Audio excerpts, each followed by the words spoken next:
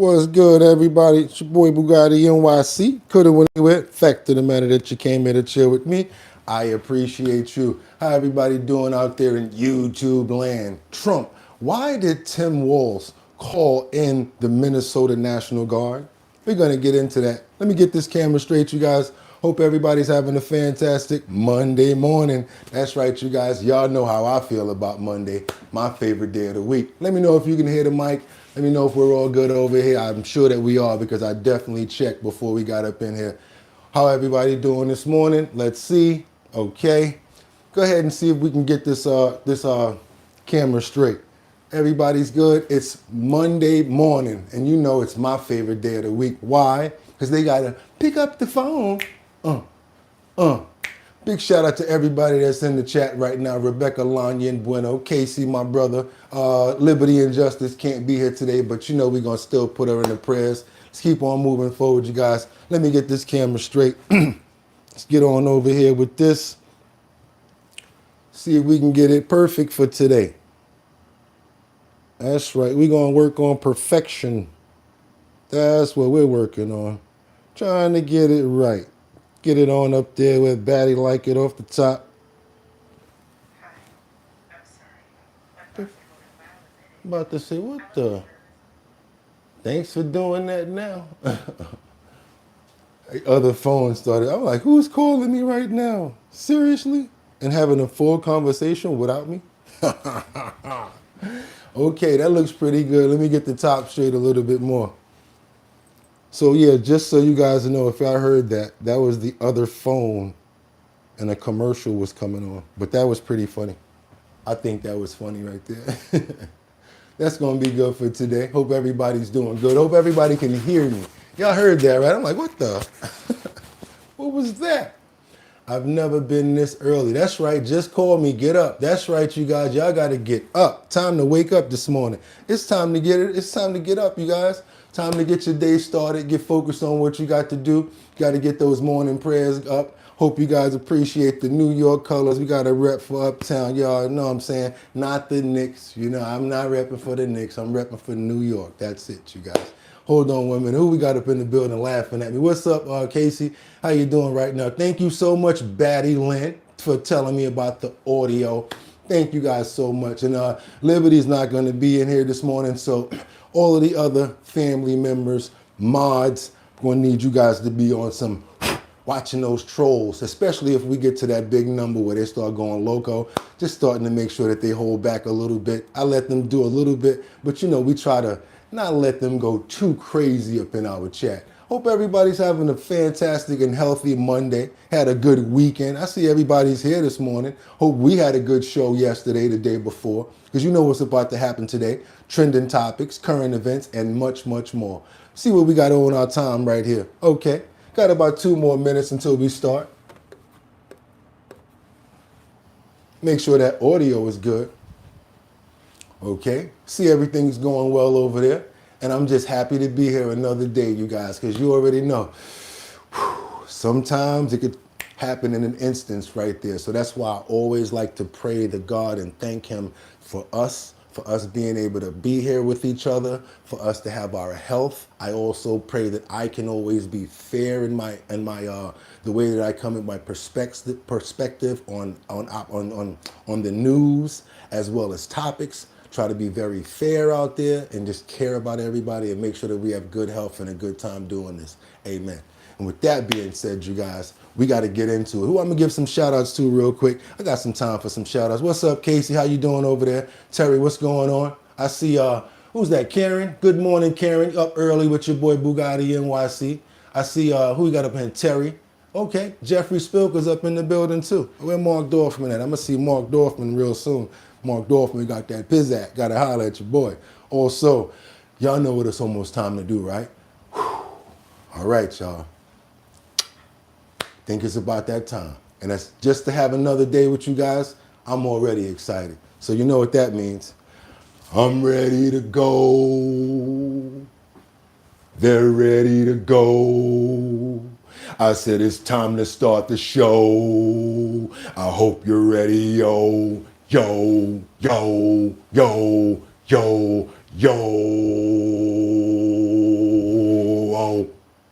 And then we got to wind it up. Wind it up. Wind it up. It's 6 o'clock somewhere. And we're going to throw the wave for him. Come on, bro. I know you're ready. Let's go. Come on. Let's do it. It's 6 o'clock. Okay. Anytime. Okay.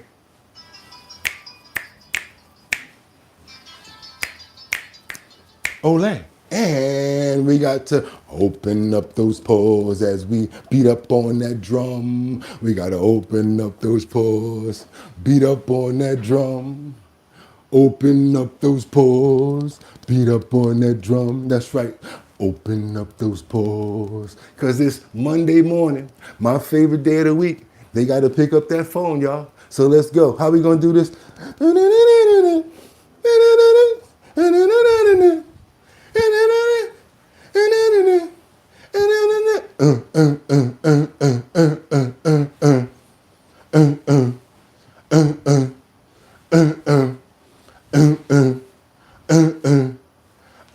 Hey, yo, I'm ready to put y'all on to something, you know what I'm saying? You know what I'm saying? When y'all see something ill, that's whoa. You know what I'm saying? Some shit that's ill, that's whoa. Anything that's ill, that's whoa. Nigga pull up to the club with the big six, that's whoa. Especially if it got the fully equipped kit on it, that's whoa. You know what I'm saying? I'm about to put y'all on to something, you know what I'm saying? Whoa, whoa, whoa. I had this bad chick uptown, she was whoa. She had me messed up in the head, I mean whoa. Bought the chick diamonds and pearls, I mean whoa. Should have seen them just shining on her wrist, whoa. Now money ain't a problem, see, my dough was like whoa. Pull out the 210 from y'all, like whoa. Niggas want to do this, I'm like whoa. I'm sorry, want to pit my blueprint, I'm like, whoa. Had to hit the brakes on y'all fools like, whoa. Niggas getting bent on my block like, whoa. Coming home within a half an hour like, whoa. Fronting like they had the manpower like, whoa. More or less, more so, I rip your torso, I live a fast life. Come through in the Porsche slow like, whoa. My people like Dro, Nitro, hype soul, mic flow like, whoa. That's right. That's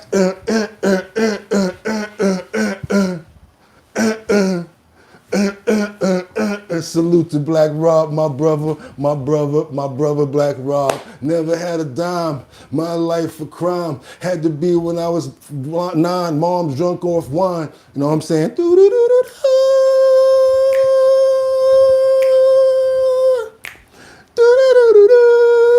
That was one of my joints right there. Also, you know we can't forget dun. I dare you to come against me. I dare you to defeat me. I dare you to come against me. Walk with me. Doom, doom, doom. That was that joint right there, right? We got to give some love to Black Rob. That's my real brother right there. Used to actually manage Black Rob for a while. Had the pleasure of actually doing ad-libs on some of those songs. I don't know every lyric, but that's my brother right there, so we gotta show my brother love. R.I.P. to the late, great legend, icon, Black Rob, Eastside El Barrio. Y'all know what I'm talking about. Let's get it, y'all. And if y'all know where we at right now, it's time to do what? If pump that beat. It's Monday the 19th. That's right, y'all. It's 2026. I'm your host, Boogotti NYC, and this is our bottom line, where we be talking about this and that and that and this and this and that and that. But we be talking about this and that and that and this and this and that. Just got me lit. Had this bad chick uptown, she was whoa. Had me messed up in the head, I mean whoa. Bought the chick diamonds and pearls, I mean whoa. Should have seen them shit shining on her wrist, whoa. Now money ain't a problem, see my dough is like, whoa. Pull out the 210 on y'all, like, whoa. That was my bro right there, oh my God, I miss you, bro. Let's keep it moving forward, you guys. I hope everybody's having a fantastic day. Like I always tell you, you could have went anywhere. Fact of the matter that you came in to chill with me, I appreciate you. It is time for our bottom line. What do we got to do? I got 5 on it. I'm going to be stacking 5 videos at a time from all over. You have no idea what we got this morning. I had to go hard to find some good stuff. It was the weekend, so it wasn't too much going on, but I still made it happen. So what are we going to do? Trending topics, current events, as much follow-ups as we can, and my antics, and the #1 chat family and co-host in YouTube history. You guys, give yourselves a round of applause because we're about to get it in right now. All I'm going to ask you guys to do is stay on topic, stay on point. Let me know where you're chiming in from so that I can get content from where you're going, where you're at, and this way the dialogue can be fantastic and we can all be on time. Let's keep it moving, you guys, because we done had a big intro. That was a lot of work. Thank you, Rob. I asked for the love and helping me get through that because I know it's not easy to rap like you, bro. I always said that you are a icon and there's nobody that ever, as far as the way he put those lyrics together, it's crazy. And when you're chilling with him, he's a character, so you understand why he could have did what, why he was doing what he did. Rest in peace to my bro. Let's get it in, you guys. Y'all know what I'm about to say, right? Let's get into these titles. Let's go, you guys. What do we have here? Trump. Why did Tim Walz call in the Minnesota National Guard? Why did he do it himself? I think he was trying to get in front of a situation before it got hot. But it did still get hot, and there's a lot going on. We got a lot on Minnesota. Trust me, you already know we're going to get every aspect of it. Let's keep on moving forward because we also have in our thumbnail this morning, we have, was Nick Reiner allegedly in a mental health conservatorship? Was he already in a conservatorship? That means that he was already in some sort of a medical institution or some place that they were monitoring him. If that's so, it all goes back to what I said before about even though you may have a family member in which that you love, you still got to be very careful, especially if they have mental issues. Let's keep on moving forward, you guys, because last but not least, we've got the new rage on Minneapolis streets, which is sparked by anti-immigration supporters. It's a lot going on out there. I don't even want to say certain things because you know how words go and what happens, so I'm going to let them have a lot to say about it. It's Monday morning, you guys. Get your coffee, your tea, your water, whatever you need, because guess what? It's time to get into it. It's our bottom line, you guys. You know, we always try to find information on our president when we started off. Anything that's going on when it comes down to presidential or what's going on in the administration. That's why we're going to start it off right now with President Trump threatening Denmark or 7 other European countries with tariffs and a push for Greenland's takeover. Let's get it going, you guys. Good morning. Get this audio up here. Hope everybody's having a good day. Let's go. A new threat from President Trump in the standoff over Greenland. The president says he'll impose a 10% tariff on Denmark and 7 other European nations opposed to his takeover plans. Thousands rallied in Denmark and Greenland on Saturday to send President Trump a message that the territory is not for sale. CBS News correspondent Remy Inocencio at our London bureau is tracking all the developments. Today, rare anti-American anger rippled across the Kingdom of Denmark. A friendship forged over 225 years, now fraying as President Trump insists he must have Greenland. But also in Copenhagen, another rarity, a bipartisan group of visiting U.S. lawmakers saying the president does not speak for all Americans. I hope that the people of the Kingdom of Denmark do not abandon their faith in the American people. Denmark's former ambassador to NATO called the Trump White House ungrateful.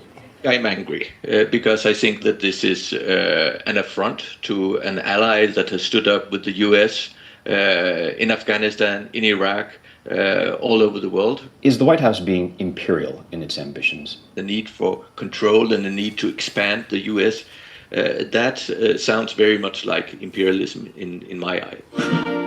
Europe is pushing back too. French President Emmanuel Macron committed French troops to Greenland on Friday as Operation Arctic Endurance gets underway with 8 European allies to patrol Greenland's Arctic lands, waters, and skies. Well, I see it like this. If they're going to get together like that and keep it going like that, as long as they can defend themselves, so be it. You know what I'm saying? I don't know if we need them so much. What do you guys think? I really want to know what you guys think about Greenland. Do you really think that we need it as far as for positioning? Now we got to get on over to what Starmer has to say in his speech. He says Trump's tariffs is threatens to completely. It's basically wrong what's going on right now with the 10% tariffs that's being imposed, and it's soon to be 25%. Let's keep it moving forward, you guys. Let's go. Greenland. The right way to approach an issue of this seriousness is through calm discussion between allies. And let's be clear, the security of Greenland matters. And it will matter more as climate change reshapes the Arctic, as sea routes open, and strategic competition intensifies. The High North will require greater attention, greater investment, and stronger collective defence.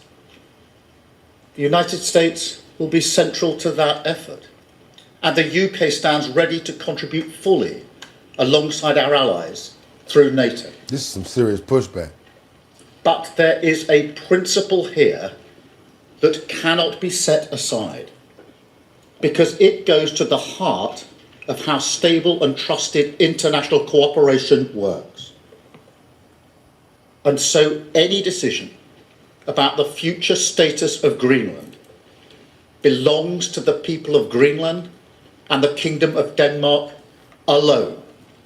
Alone. You guys heard what he had to say there. So the future of Denmark and Greenland has to do with them alone to decide. Let's keep on moving forward, you guys. What we got going on over here next? I told you, I got 5 on it. That was 2. I got 3 more for you. And then I'll be writing the comments and see what you guys have to say about these topics. Hopefully we're staying on topic. Let's get on over to Washington again as Trump vows to revoke the citizenship of Somalians convicted of fraud. Let's keep on moving, you guys. I hope you're having a good morning. Trying to stack this deck as much as possible because I got a lot to give you today.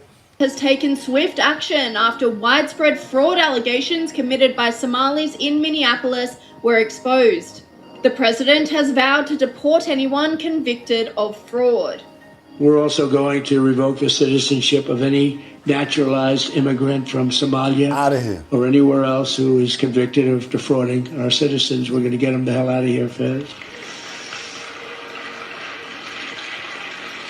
And if you come to America to rob Americans, we're throwing you in jail and we're sending you back to the place from where you came. We're throwing you right in jail. Online commentators reacted positively to the brutal move, with this person saying, "This is accountability. Citizenship is a privilege, not a shield for fraud. That's right. Steal Call from me what you Americans want. and you lose the right to stay. Yeah. I voted for this. Millions voted for this. You can't come to somebody's country and then start doing criminal stuff and think that they're going to want you to stay there. Oh, well, I'm naturalized. I got paperwork. Okay, oh, yeah? Let me get that. Now kick a rock for a block with no socks on. Start denaturalizing. End the scams. Defend the nation. America is not a charity." And Secretary of State Marco Rubio went even further, halting visas from 74 countries, including Somalia. The State Department will stop processing immigrant visas from 75 countries over concerns that migrants from these countries take welfare at unacceptable rates, saying that the freeze will remain in effect until they can make sure new migrants won't abuse our welfare system. So how effective do you think this initiative will be? Well, it's incredibly important. I think if the American people knew that people were coming to our country and expecting the American taxpayer to foot the bill, they'd be shocked. So we're taking clear action here to make sure that doesn't happen. We're ending the abuse of our immigration system. I got no problem with that at all. I'm seeing still a whole bunch of stuff that I'm okay with. Still, just so you know, not a Republican, not a Democrat, not an independent. I just agree with what makes sense. That's all, guys. Double tap that screen to get those likes up because NATO, the leaders, they're ripping Trump right now for the new tariffs over Greenland. And they say that it's unacceptable, basically. Let's keep on moving forward. Are they still talking about this Greenland thing? anything over here, or can we move on? Oh, I think we have a response from the president. That's probably why. Starting on February 1st, Denmark, Norway, Sweden, France, Germany, the UK, the Netherlands, and Finland will be charged a 10% tariff on any and all goods sent to the United States. Okay. As soon as you started talking about Greenland, these tariffs, Rachel clicked on her heater. Yeah. Is that a coincidence? Listen, the foreign leaders, these foreign leaders have responded to this very pointed, Not surprisingly. And not happy. And so here's what they've blasted out on this tariff threat. British Prime Minister Keir Starmer said, "Our position on Greenland is very clear. It is part of the Kingdom of Denmark, and its future is a matter for the Greenlanders and the Danes. We have also made clear that Arctic security matters for the whole of NATO and allies should all do more together to address that threat from Russia across different parts of the Arctic. Applying tariffs on allies for pursuing the collective security of NATO allies is completely wrong.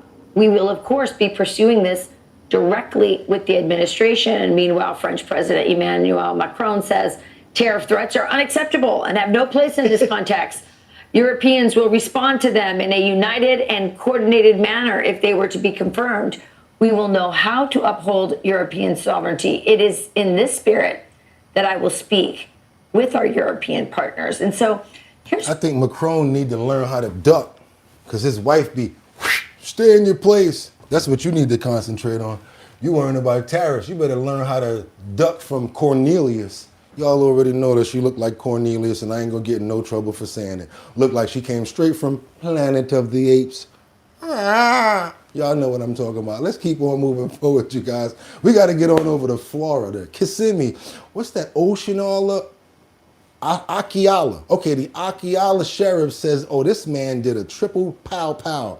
It was random, cold bills nutted, and premeditated. The police say that they arrived on the scene and 3 people were deceased, you guys. Let's keep on moving forward, you guys. Y'all know who I'm talking about. Homegirl look just like Cornelius from the Planet of the Apes. Don't make me pull out that video.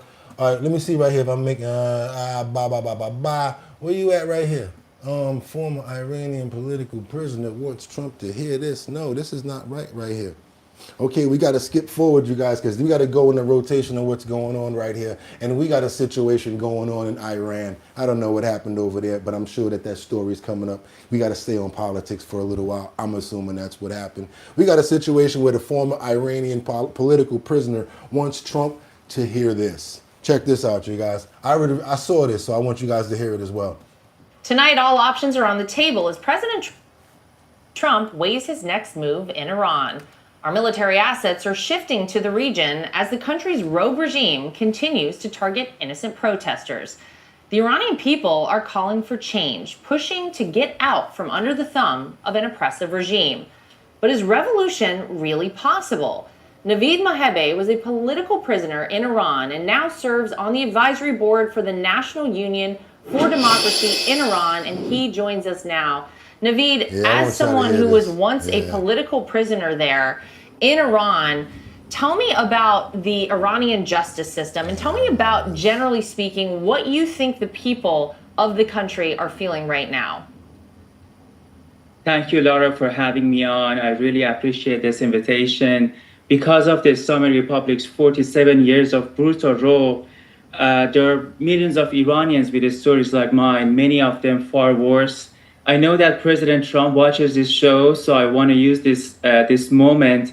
It has been more than 2 weeks since the Iranian people rose up with extraordinary courage. Millions of Iranians, men and women, have taken to the street across the entire country, standing up against one of the most brutal regimes on earth. As you have followed in the news, the regime has already killed more than 12,000 and up to 20,000 people. If I put this into perspective for our American audience watching this show, that's more than 5 times the total number of people killed on September 11 and October 7 combined. This level of mass killing and crimes against humanity is almost unheard of in modern history. You really have to go back to the World War II to find out something comparable. What's happening right now is a historical test, not just for Iran, but for the entire world. And I think that there's one leader in the world, there's one leader who can step in, stop this catastrophe, and actually change the course of history. This is one of those moments that, in my opinion, will be written about for generations to come. And I think President Trump's legacy is on the line here as well, and in the best possible way. I think his administration has a rare opportunity to refine Americans' global leadership by standing up with the people that are begging for freedom. I think supporting the Iranian people isn't just the right thing morally, and I'm not saying this as an Iranian American, but I really believe that it serves American national interest, weakening a regime that funds terrorism, destabilizes the Middle East, and threatens the global security, including President Trump's life. All right, y'all. Gave him as much as I could. There's no way in the world I was going to forget about that clip right there. Too many people lost their lives, and I really wanted you guys to get that information out right there because a lot of people do not know what's going on. And what do we do over here? We always like to get the information from victim accounts and people that know what's going on the land over there. So that's why it was so imperative to get that story out. Double tap that screen to get those likes up. I know you probably don't even care about Iran and what's going on over there, but 15,000 of anything should be paid attention to, people, as well as, I'm sorry, what we don't know about. Let's pray for the people that lost their lives in this tragic event, no matter what their race is or whatever their religions are. They're still human beings and they deserve to be loved and respected. Want to pray for their families as well. And I want to really pray and hope that this war comes to an end on Iran's own people. Amen, you guys. Let's double tap that screen to get those likes up. I really wanted to get that out. I think we're going to go over to Syria. We're staying in politics right now. We got a pow on the terrorist that's the leader affiliated with, what's that? Yep, Al-Qaeda. Can't say that word probably. Payback for taking their Lil's knives. They're taking their lives. Trump vowed to retaliate. If you guys remember this, he basically did vow to retaliate against these people that took out our agents. And then they took them out. So I'm not at all sad about this situation. You may remember this. It's been quiet for a while. I finally found a follow-up. Thanks for being with us here on Live Now from Fox. I'm your host, Christina Evans. We do want to bring you some breaking news. This is just coming out via our partners there at Fox News. I'm going to put this up on your screen. This is there from CENTCOM as well, saying that the U.S. Central Command conducted a strike in northwest Syria on January 16th. This resulted in the death of a leader affiliated with Al-Qaeda, who had direct ties to an ISIS terrorist responsible for an ambush which killed 2 U.S. service members and an American interpreter on December 13th, 2025. Bilal Hassan al-Jazim was an experienced terrorist leader who plotted attacks, who was directly connected with the ISIS gunmen who killed and injured American and Syrian personnel last month in Palermo, Syria. And so this statement does continue on to say here that the death of this terrorist operative linked to the deaths of 3 American demonstrators are resolved in pursuing terrorists who attack our forces. This is according to Brad Cooper there, the CENTCOM commander, saying there is no safe place for those who conduct, plot, or inspire attacks on American citizens in our war fighters. Come on. We will find you. We will find you. And when we find you, boom, boom, boom, boom, boom, boom. I'm sorry. I just like stuff like that. When they thought that they were just chilling out of nowhere. And then, oh, what happened? It's over. You forgot what you did there? Oh, we forgot what we did last summer? Sorry about that, bro. We didn't. And now it's time. It's checkout time. You gotta go. You gotta go. You gotta go. Now it's checkout time. Now I'm living the life of a boss player. The front desk calling, but I'm checking out later. I be knowing all these crazy songs. Shout out to Big Psych, R.I.P. Big Psych, Tupac's homeboy on a lot of songs. Let's get on over to Venezuela. As Maduro's bodyguards lost their lives during a U.S. air raid, returned to Cuba in boxes. And when I say boxes, I'm talking about Jordan-sized boxes. I'm talking about if Shaquille O'Neal had a couple of people taking a box to the crib, they would look like I'm talking about, like, why are they in these size boxes? Was these midgets? Like, was these midget bodyguards? And then I said to myself, stop it, Bugatti. You know what that means. That means that they probably were, what do they call it? When they go the other way instead of sending them back in the askets. You know what I'm talking about. I'm going to let them say it because I was pretty surprised when I saw this. And they had him coming down to the beat of the drum. This is Maduro's bodyguards that were trying to protect him. They're being shipped back to Cuba in a different way. Del partido, el Estado, el gobierno y los ministros de las Fuerzas Armadas Revolucionarias y el Ministerio del Interior. Honor y gloria a nuestros compañeros. Now, I wasn't joking when I said Shaquille O'Neal sneaker boxes, because those are the guards that they're carrying. The people that's walking, they're not carrying supplies. They're carrying Maduro's bodyguards in those boxes. Let's keep on moving.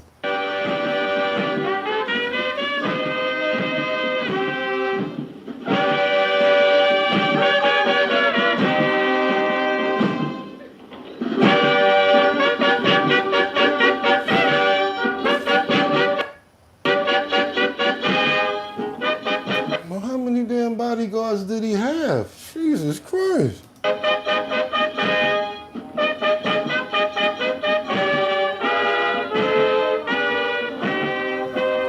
That just go to show you how lethal the U.S. government is and how they get down, boy. Whoa! All of them like, you want to bodyguard this one? Wrong person. Rat-tat-tat-tat, send you back home in a Shaquille O'Neal Nike box. No disrespect, you guys, but it's about the size I saw.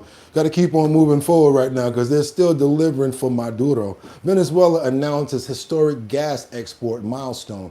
I don't understand when they say they're still delivering for Maduro, but let's see what the H+OUR they talking about over here. We got the president over here that's taking over Venezuela. We're going to stay in Venezuela for a while. See what they got going on over here as far as what's going to go on with the revitalization of Venezuela. En Venezuela, Villegas, tenga acceso a bienes y servicios. Nosotros no tenemos temor a We're not afraid to assume the relations with asumir relaciones con un país de este a country in its hemisphere with the United probably States. hemisferio, con los Estados Unidos. Son relaciones históricas que sostuvo incluso nuestro These are historic relations which even our liberator libertador Simón Bolívar. Son relaciones históricas que han tenido contratiempos.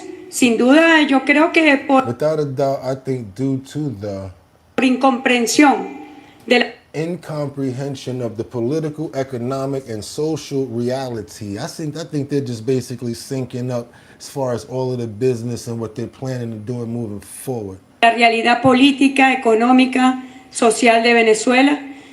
Y hoy estamos politically, economically, socially in Venezuela, and today they're addressing issues of energy. Yep, gas is about to start to get flowing. The country's about to start to revitalize, and all of that money that you saw going to Maduro's vehicles, his steak dinners and his cigars and his cognac, it's going to go to the people. Hopefully. We're going to see. We're going to keep on moving forward. I think we have more on that topic, but I think I had enough on Venezuela. Venezuela, thank you. And we're going to get on top of it when we keep on moving forward. Because now we got to get on over to New York. And if I can make it there, I'll make it.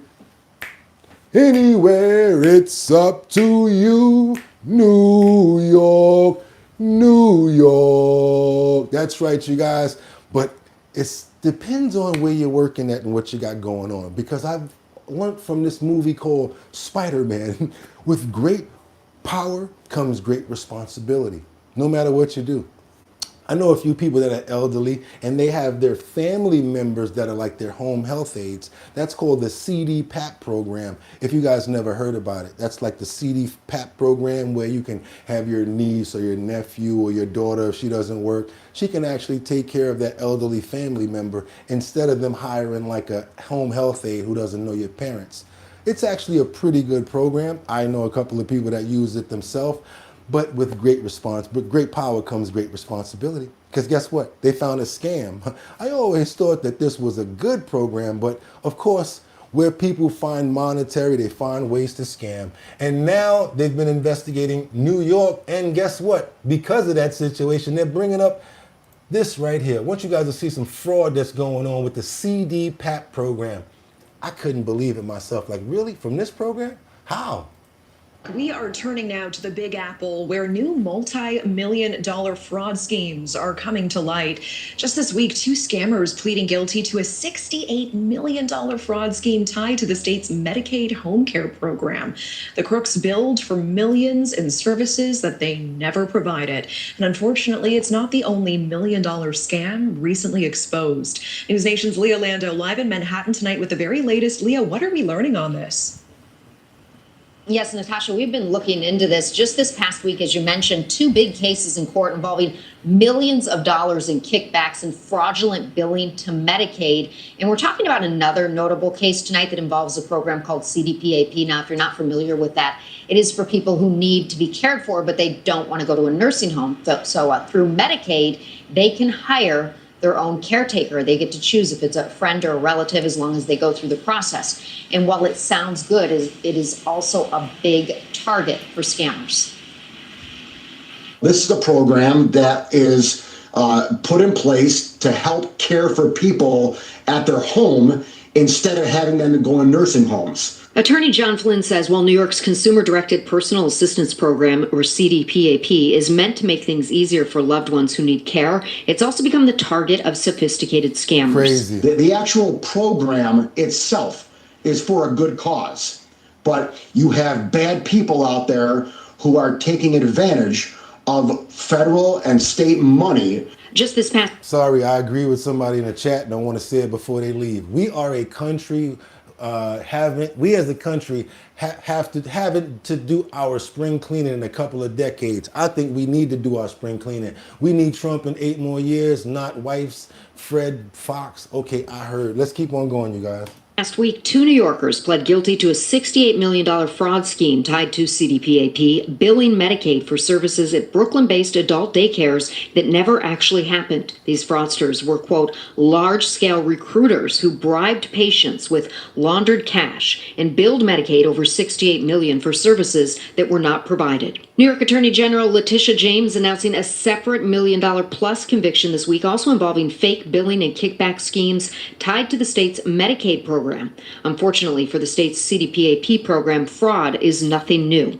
Back in 2018, a man arranged for friends and family members to be paid as home caregivers for his sick mom. Later, investigators found out that his mom wasn't even in the country. She was living in Bangladesh. And during home inspections, his brother impersonated her to keep the fraud going. Back in 2024, Governor Kathy Hochul calling CDPAP a, quote, racket and his brother. Oh my God. One of the most abused programs in the entire history of the state of New York. News Nation reached out to the governor's office for comment on the recent fraud charges, and a spokesperson for the governor tells me she has, quote, taken steps to fix the system by cutting out hundreds of middlemen. I think the first thing Kathy Hochul needs to do as an immediate action is to retire, because she don't know her ass from her elbow. Let's keep on moving forward, you guys. Double tap that screen and get those likes up. Did you hear what they said? The brother, we're brothers, we're happy and we're singing and we're scamming. Give me that check now. Let's keep on moving forward, you guys. This is crazy. Let's get on over to Utah. Bizarre twist in this Charlie Kirk accused Powell Power case. Cameras are now not allowed to record Tyler Robinson because they may have somebody that can read his lips. Well, how about read my lips?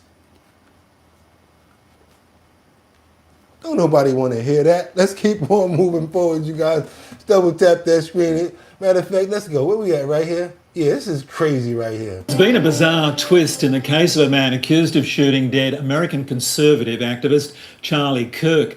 A judge barring a television camera from showing the accused over concerns lip readers could risk his right to a fair trial. Tyler Robinson is the high-profile suspect accused of carrying out a murder from a rooftop. Today, snipers were above his courthouse offering protection. That's what I said. At the Utah hearing. Inside, the 22-year-old was seated meters from his parents. Then, a dramatic twist. it creates all sorts of problems in terms of Mr. Robinson's right to a fair trial. Seconds of footage of the suspect in conversation with his lawyer, sparking concern lip readers could determine what he was saying. And what it's allowing is very prejudicial information to.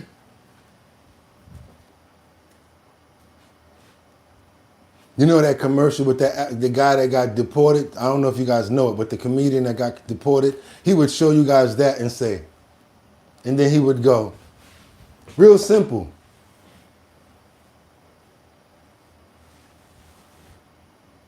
Remember that guy? Come on. Lip readers, they pulling for straws right now, somebody in the comments said.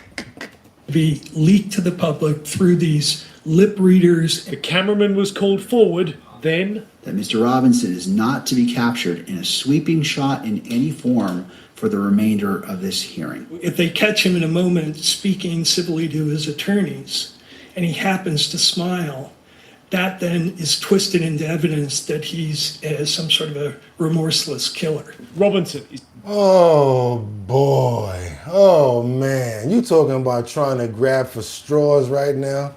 Yet to enter a plea, but among the evidence, a message he allegedly sent his partner, Lance Twig.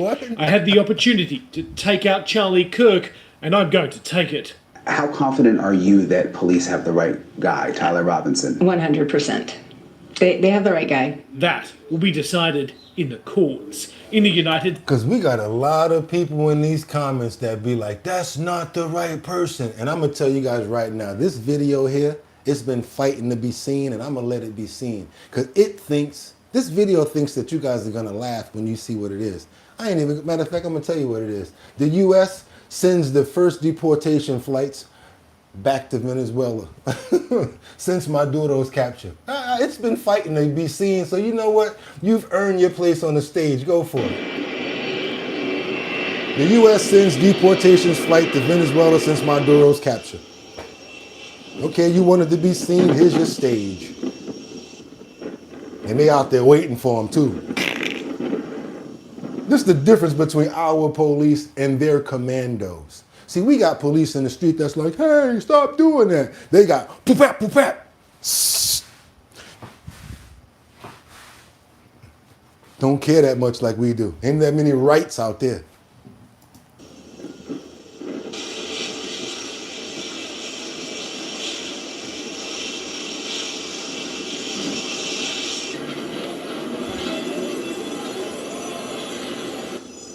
They need to play, the boys are back in town. Yeah, yeah, yeah. They're going back home, you guys. They left walking and rowing and doing all this. This way they get back first class. First class flights. That's right. Show your love for that first class flight. Hope you guys are good. Had something to eat on the flight. You know what I'm saying? That's right. Yeah. Okay. That's right. You guys double tap that screen to get those likes up. Because like I said, that video was fighting to be seen. Let's keep on moving forward, you guys. Minnesota. We got, you guys are going to say the first name. I'm not going to say it because people don't like when I say it. But Tim Walz, yes. He mobilizes the state National Guard amid ongoing protests. This was not the president's doing. He did it himself. And I think he's trying to get in front of the situation that's going on out there. But the problem is it's lingering and been going on for too long so far. Minnesota Governor Tim Walz has mobilized the Minnesota National Guard as protests continue in Minneapolis. A Guard spokesperson says troops are staged and ready to support the Minnesota State Patrol, but have not been deployed yet to city streets. Officials say the Guard's role would include traffic support to protect life, preserve property, and support the right to peaceful assembly. The state's mobilization happening as the Pentagon has ordered about 1,500 active-duty soldiers to prepare for possible deployment to Minnesota, a Trump administration source told CNN. President Donald Trump has threatened to invoke the Insurrection Act to quell protests. This all as tensions remain high in Minneapolis following protests sparked when an immigration and customs enforcement officer fatally shot Renee Good. So I got to stand corrected. I do not think that they've been deployed yet. But again, like I said, he's trying to get in front of the deployment so that they're probably going to say, well, he's going to do it himself. So Trump doesn't have to send his National Guard. When they keep on getting crazy and the things that's going on right now, I think that the National Guard should have been there last week. From these videos that we're about to see, you guys, this is pretty crazy. New rage in Minneapolis. Streets sparked by anti-immigration supporters. It's going crazy out there, you guys. Let's go. Good evening, everyone, and thank you for joining us on this Saturday. We are following several developing stories tonight, but we begin in Minnesota and the tense showdown over President Trump's immigration crackdown. Let's get those likes up, you guys. Double tap that demonstrators screen. clashed in Minneapolis as the governor's office announced the National Guard had been mobilized and stood ready to assist state law enforcement. Adding to the mayhem, the freezing January weather. CBS's Ian Lee is in Minneapolis tonight and leads us off. Ian, how are things looking? Sharika, it's brutally cold, feeling well below zero, but the deep freeze did not stop demonstrators today, protesters for and against the ICE crackdown in the state. In America! Today, new rage on the streets of downtown Minneapolis, sparked by protesters in support of the anti-immigration operation. Not everybody deserves to be here. Leading the cause. This joint got physical. I'm talking about they was fighting, chasing people down. This is no longer just peaceful protest. Peaceful protest is you over there protesting yours, I'm protesting mine. They come into fisticuffs now, chasing people down in cars and stuff like that. Like, you never chase a car down as a human, you guys. We got to keep on moving forward, you guys. I want you guys to see exactly what's going on with this situation right here, because I got a little more in-depth content about this one here, about how they basically chased him down. He got lucky to get in his car and get out of there. You guys look at this situation right here. I understand you probably don't believe someone's rhetoric or whatever they're speaking. You don't believe in what they stand for. But at some point, it's like now you're becoming a angry mob, is what I want to say. And now it's like you're going to victimize that person because it's too many of them. First of all, somebody starts slapping them, other one's going to tear gas them. Pretty crazy, you guys.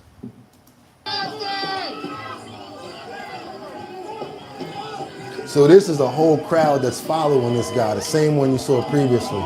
This is one of the January 6th people that got pardoned. He's out there with a freedom shirt on, and they're trying to make him take the shirt off and a whole bunch of stuff, like following him in different stores. He's trying to go into a store to go out the back. It's crazy.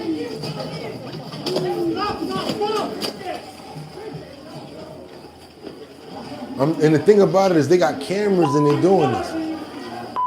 No rioting and no looting! No rioting, no looting! No rioting, no looting. He's trying to run. I mean, would you stop for that many people?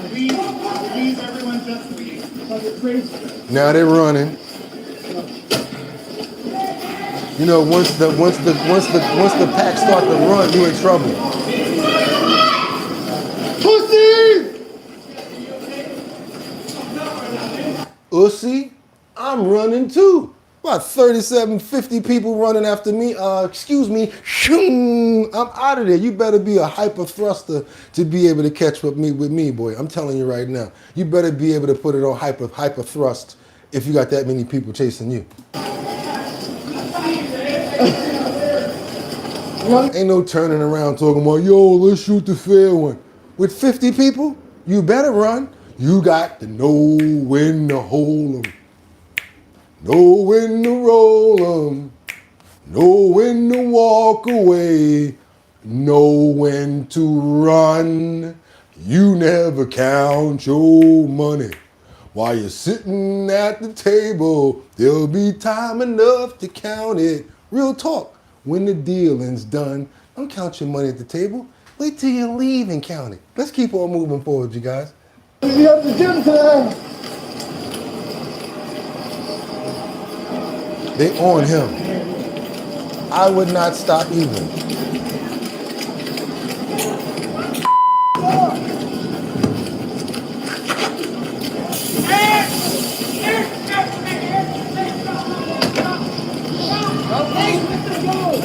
got a fool that's gonna open up the back door and try to start hitting them with the two-piece and the biscuit. Pull over. Leave it. Leave it up. No.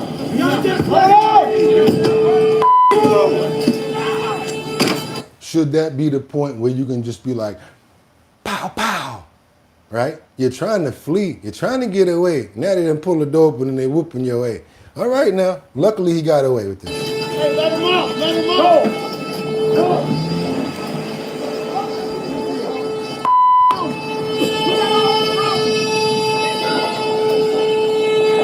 This is no longer peaceful protest, even if you don't believe in somebody's words, somebody's rhetoric, somebody's beliefs.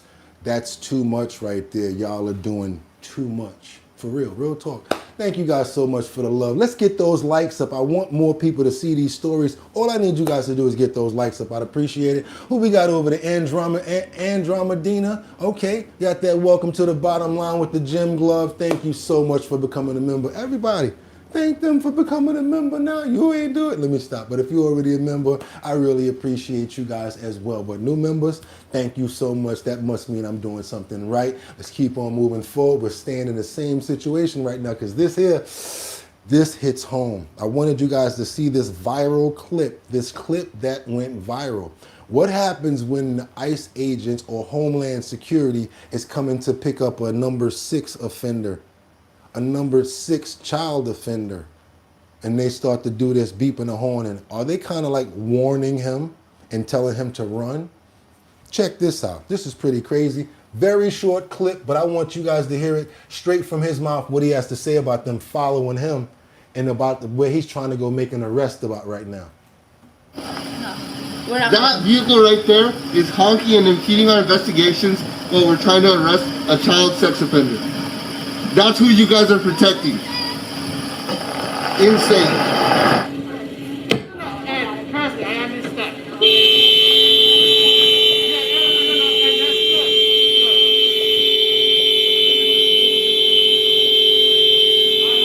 So they're warning the SA offender, basically, if you think about it. Oh, they out here, so run out the back door if you can. Run on out.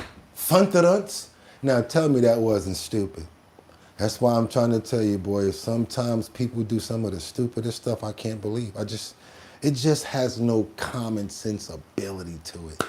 Let's get on over to Washington real quick because you already see him back there. He has some words to talk about. He's been on this for years. That's right, welfare fraud, all types of fraud. We're gonna let Senator Kennedy have his words about it and see what he's got going on. Here's what I want to talk about. Many Louisianians read the stories about the welfare fraud in Minnesota and frankly in other states, and it makes them nauseous. I feel the same way.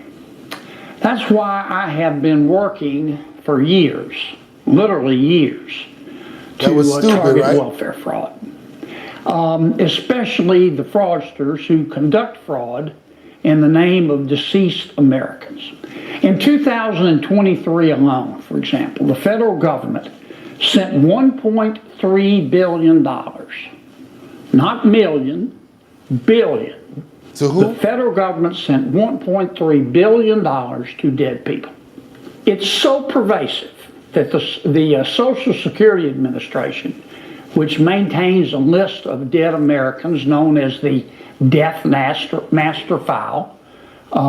If someone dies, the state sends the name of the deceased person to the Social Security Administration, and that person's name is listed on what's called the Death Master File. It makes sense. We found that Social Security was not sharing this information, the names of the folks on the Death Master File, with the rest of the federal government. One branch of government wasn't talking to another branch of government. The Social Security Administration told me when I confronted them about this and asked them, why don't you talk to your colleagues and other colleagues in the federal government so we can stop paying dead people? Social Security told me it needed Congress's permission to share this information with, for example, the Treasury Department. So it could include the list of dead Americans and its do not pay system. I didn't argue with them. I said, I'm just going to go pass a bill. Well, a few years ago I did. I passed a bill called the Stopping Improper Payments to Deceased People Act. And that bill allowed the Social Security Administration to temporarily share its death master file with the Department of the Treasury. I had to amend the bill to provide, it's a long story and it was frustrating, to provide for a temporary sharing. They wanted to try it out first. Well, it worked. Duh. Since December of 2023, this bill has saved the federal government at least $330 million in improper payments. We're no longer paying dead people and having their friends or relatives or whomever cash the checks. It was obvious that Congress needed to make this data sharing arrangement permanent. So I had to introduce, and was happy to do it, I introduced a second bill to do just that. That's why it took years to get this done. This week, I'm pleased to say the House passed my bill, the Ending Improper Payments to Deceased People Act. It's so this bill had already but you passed had the to Senate, do it, yeah. and now that it's passed the House, it's on its way to President Trump's desk. It had to be, I mean, like, can't it just be common sense? Like, make sure you guys don't do this. I gotta pass a bill that takes me up to almost 7-8 years. Wow, they're talking about he did some dedicated work. Let's give it up for him right there, you guys. Let's give him a thumbs up. Give him a thumbs up for the hard work and the dedication. Anybody got to be happy about that. You can't be angry from any side, and you can't be angry about that from any side. You got to be happy about something like that. That's a great situation right there where he started. I like that. Let's get on over to California, you guys, in Hollywood. Hollywood. We got a situation, a new report says that Nick Reiner was in a mental health conservatorship in 2020. This is the reason why I would say that he can't come home. No, Nick, you can't come home.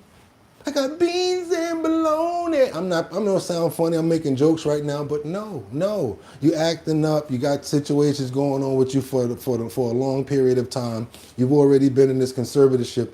Why should I bring you home so that you can make an excuse of why you offed me? Bro, go somewhere else. I got some money to help you stay over there or stay far away from me. But as far as bringing people around you that you know are like this, especially around our elderly, just to pass them off on somebody else, you gotta wonder. You gotta think about stuff like that before you do it. A new report says Nick Reiner was in a mental health conservatorship in 2020 and switched his schizophrenia medication about 1 month before he was arrested and charged with his parents' murders. That's why I say I don't care. Straight up and down. If you want to say it in words and make it sound messed up, I might sound like Corey Holcomb. Get that nigga out of here. He ain't coming in here. Or if he do, got these pit bulls that don't know him like that. And y'all can call me what y'all want, because that's how I get down with my dogs. Oh, can we pet you? Nope. He don't like stuff like that. I done been robbed too many times. I'm sorry. Crib done got robbed too many times by people I know. So now it's like, maybe if you don't let the dog know that person, you'll be good. Exactly. Because if you got a dog that's like this, here go the stereo. What good is that dog? Huh? Let's keep on moving forward, you guys. And again, some of the stuff I might be saying might not sound cool to you, and you might not be cool with it, but that's where I love you, because you still can hang out and still have your own opinions as well. Just keep on moving forward. The New York Times writing, the revelation of the conservatorship underscores the severity of the mental health challenges Mr. Reiner faced in recent years, issues that are likely to be central to his legal defense. Here with us is criminal defense attorney Ken Belkin. Ken, thanks for being here. This is such a sad, tragic story, but fascinating. And maybe we're seeing, with the change of medication details and the conservatorship, a little bit of maybe what will be the defense's arguments. See what I'm saying? Well, Griff, thanks for having me. See what I'm saying? With respect to the conservatorship, it's important for people to understand they don't just put people under conservatorship. These people are deemed unfit or incapacitated to a point that they can't care for themselves or their property. In his case, clearly this is because of his mental health condition. So why you let him come back in the house? Why did he let him come back in the house? Because that's my son, and I love him, and I want to... Get the hell out of here. Pitbull, come on up in here. You better get through them 3 first. And if you, man, I'm not playing, and I got Pow Pow around here too. You can come visit, maybe, if I got some security around, if he old like Rob was. Not playing around with this situation, no. Call me what you want and look what happened. See what happened? And it's happened too many times. Go look up, what's that, Malcolm X's great-grandson. Malcolm X's great-grandson, Killed his own grandmother, because she wanted to let him have somewhere to stay. Set the whole house on fire. Hell no, won't be my family. Hell out of here. Now, his legal defense, if I'm seeing it correctly, I believe his best defense is probably some sort of classic insanity defense. Now, it's a 2-pronged test. You have to be able to prove that you had a very serious mental health condition, which I think we can more than prove in Mr. Reiner's case. Documentary evidence dates back years. But the second prong of that test is that it made you unable to differentiate between the difference between right and wrong at the time the crime was committed. That's the question the jury is going to have to answer. Well, and to that point, Ken, so if the insanity defense is showing that you could not, the individual, in this case Nick Reiner, could not differentiate between right and wrong, there's also, in the wake of the murders, he checks into a hotel. He flees. These are conscious actions taken by someone that an argument could be made, did know what was happening, did know right, wrong, and felt some sort of sense of guilt and fled and you know, had the whereabouts to get into a hotel to try and, I guess, hide? Yeah. Yeah, he wasn't that crazy or nothing like that. He knew what he was doing. Yeah, he ain't that crazy. Like I told let me just go there real quick one time, because I got a phone call from this lady that I love, my quill's name, my crown queen. Said, oh, such and such is over here acting crazy. I'm scared. I said, oh, you are? No problem. I'll be right there. Went over there, said, excuse me, sir. And I know you crazier than a busload of retarded kids trying to get to work on, trying to get to school on Sunday. I know you ain't got it all upstairs. But if you do something to my mama, I'm going to break inside there to get to you. I'm going to act like I'm crazy to get close to you. I don't care if you're 6'5", 6'6", 6'7", 6'8", 7, 11 feet tall. It's going to be me and you, ooh, baby. Telling you just like that, it's going to be us. Furniture moving and all type. Oh, I wasn't trying to do nothing. Oh, I know you wasn't. And I'm just letting you know right now, this is me forever, baby. Don't care. And you're going to get all of it. You mess with my queen. Straight up and down.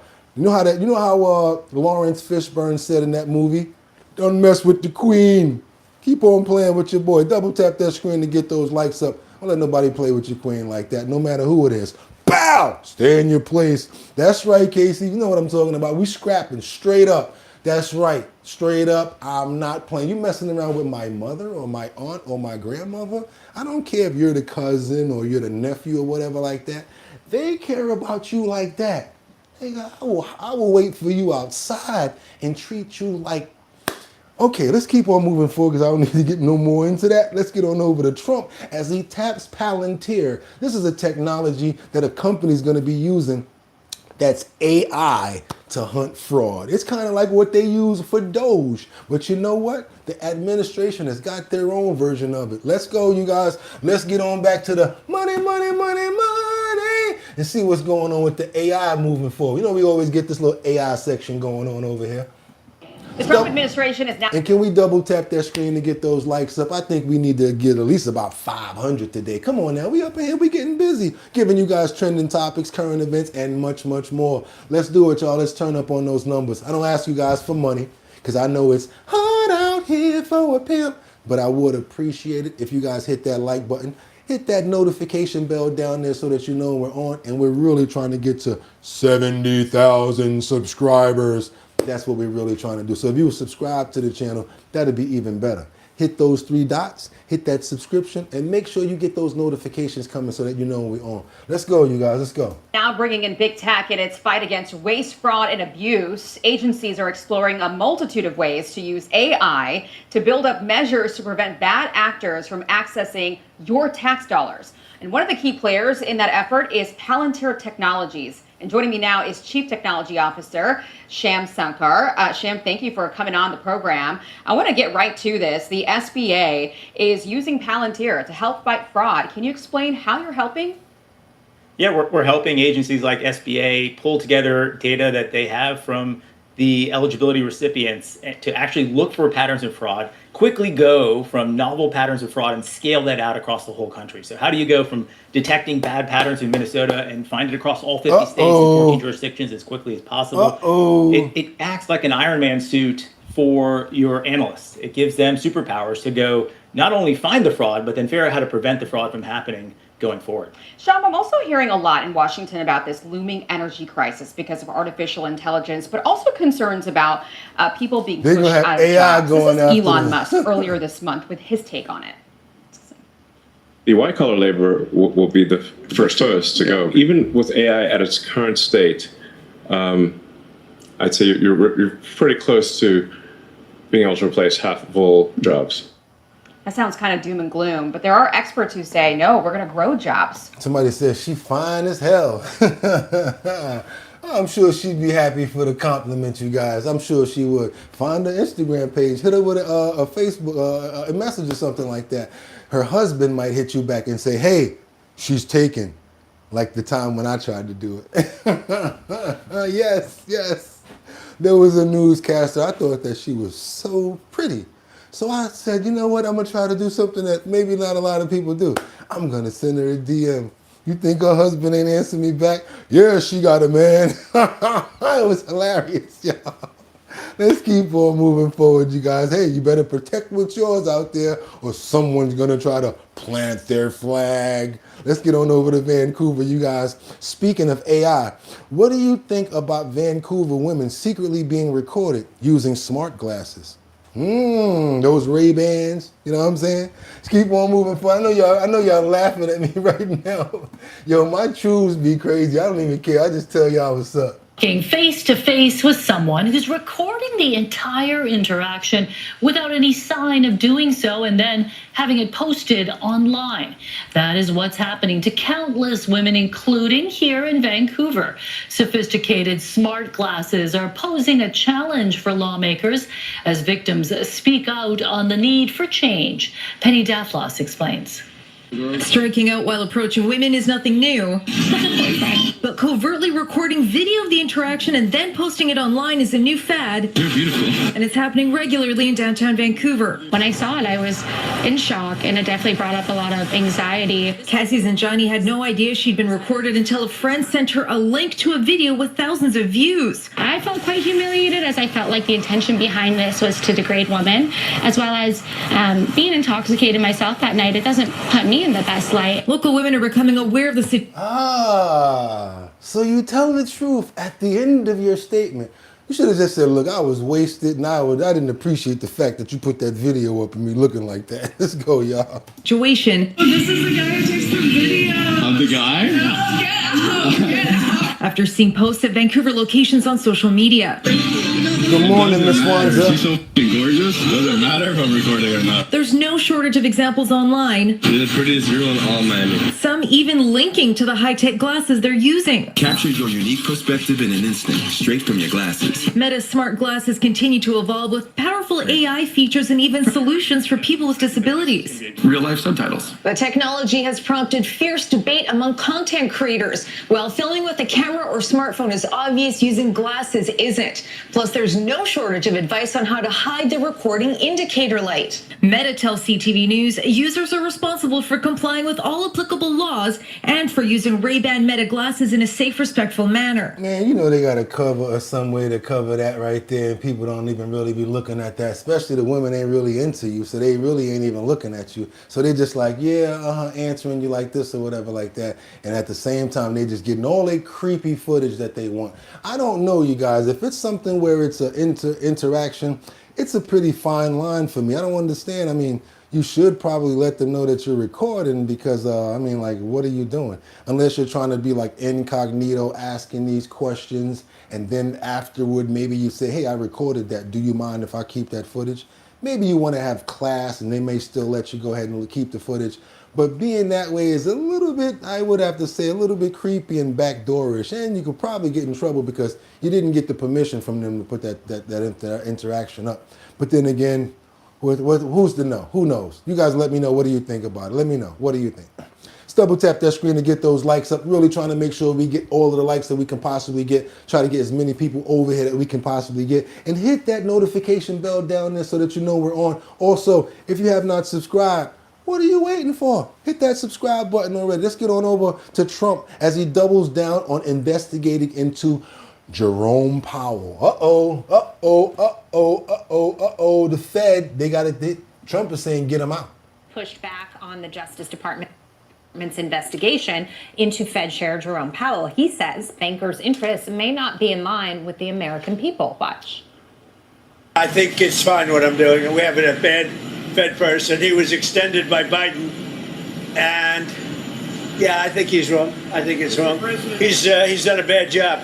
We should have lower rates. Jamie Dimon probably wants higher rates. Maybe he makes more money that way. And when he was asked about Powell saying that it was a political indictment last night in his interview, he said, I can't help how this looks. So they're not backing away from it. But Larry, you've got a unique take on this. Well, and just parsing through this, first of all, I don't want Jay Powell to become a martyr because Jay Powell has done more to damage the independence of the Federal Reserve during his tenure than any Fed chairman that I can remember. And I've studied the thing, started my career there. I mean, what he did politically, cutting rates. He went into every cockamamie, woke, DEI, no loans to fossil fuels, all that stuff. Crazy stuff, and then tried to reelect the Democratic ticket. I mean, his cronies were insider trading, and he never did a thing about it in the Federal Reserve. I mean, terrible. Really. You got another person from the Treasury that even had a little more to say about it. This is the former person that worked at the Treasury. Check this out. Aaron, earlier this month, you published an article on The Atlantic saying Trump almost has a point about the Federal Reserve. And you talk a little bit about how the president wants to take control of the Federal Reserve, the Democratic response to this. And you say, quote, the central bank has long abused its power in ways that benefit the financial sector at the expense of everyone else. So while we have political interference, we also have, in your view, a Fed that has gone beyond the bounds of where it should be going. Can you explain this position? Yeah, so the Fed has ignored the law when it chose to, repeatedly. Congress in 1994 required the Federal Reserve to regulate high-cost subprime mortgages. And Alan Greenspan thought that was a bad idea, so he simply refused to do it. And because the Fed is independent, Congress lacked accountability mechanisms. And what did we get? The financial crisis. The Independent Financial Crisis Inquiry Commission found that the Federal Reserve's failure to promulgate subprime mortgage regulations was a direct cause of the financial crisis, which was totally avoidable had the Fed followed the law. In 1987, Congress required the Fed to give people faster access to their checks when they deposit them as fast as technology allows. I helped write the law that let you deposit your check on your phone. Do you get any access to the money faster? No, because the Federal Reserve has refused to give you faster access to that because the banks they regulate make billions of dollars in overdraft fees. And so the Fed routinely flouts the law. And that's been a real problem. Trump has Just wanted you guys to hear a little bit from him because when you say something like, I helped write that law, I think I want to listen to something that you got to say. Let's keep on moving forward and double tap that screen, you guys, because I got someone that you loves. You know, I know someone that you miss. We have not shown her in a couple of days on the show. And you guys, when you go through your withdrawal from not seeing this person, I know that I got to find some information on her and get it to you guys quick, fast, and in a hurry. That's right, none other than someone that you guys love, Jasmine Crockett. She refers to this ICE in Minnesota system as modern day Lil's knavery. That's right, you guys. Jasmine Crockett coming up for you right here. Here we go. I know you missed her. Here she go. Heard so much, and I have prepared remarks. And if you know anything about me, you never know where I'm going. And frankly, I don't either because I have already cried this morning. And you know, so I'll just start here. As a civil rights lawyer, I'm incensed. As an American, I'm embarrassed. As a brother, what's going on with your head? Look like you had some pigeons playing up in your ski cap up there. What is going on with your hair? What is up there? I mean, last time we saw you, you had the, what was that? I forgot the name of that one. I forgot, but this one here, this takes the cake. Your part is on the side. We can't see the whole thing. Look like you just had came through a wind blast or something like, and used your part to help you get through. What's going on with her hair right here? Like, come on now. Presentable, people. Presentable. Millions of people are watching us. As a human, I'm infuriated. And as a member of Congress, I am immovable in my pursuit of accountability. You see, right now, people want to pretend as if this is right or left, but I'm here to tell you that this is about right or wrong. And it is very sad that the only people that are sitting here are members of the Democratic side. So I guess we just want to stand on the side of right. For once, we will be associated with being right instead of left.